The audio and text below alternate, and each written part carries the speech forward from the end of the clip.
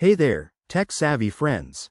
Welcome back to our channel, where we break down the latest tips and tricks to make your digital life easier.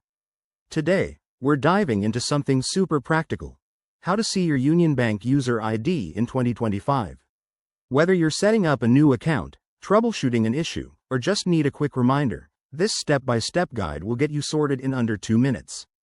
Let's jump right in. First things first, make sure you have the Union Bank app installed on your smartphone or access to their website on your computer. If you don't have the app, head to your App Store and download it. It's free and straightforward. Once you're all set, open the app and log in with your registered mobile number and the OTP, one-time password, sent to your phone. Security is key, so double-check that you're on a secure network. Now, after logging in, tap on the menu icon. Usually it's 3 lines in the top corner, to access your account dashboard.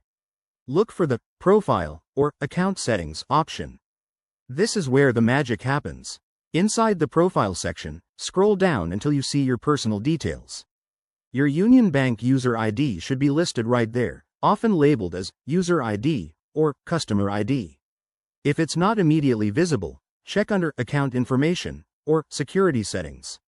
Pro tip: if you've forgotten your login details or can't find your user ID, don't panic. Union Bank has a Forgot User ID feature.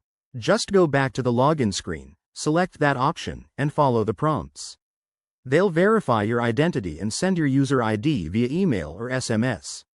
Once you've located your user ID, jot it down in a safe place, like a password manager, to avoid future headaches. Remember, in 2025, banks are all about enhancing user experience with biometric logins and AI assistance, so keep an eye out for those updates too. There you have it. That's how you easily see your Union Bank user ID. If this tutorial helped you out, hit that like button, subscribe for more banking and tech guides, and drop a comment below if you have any questions. Thanks for watching, and stay savvy.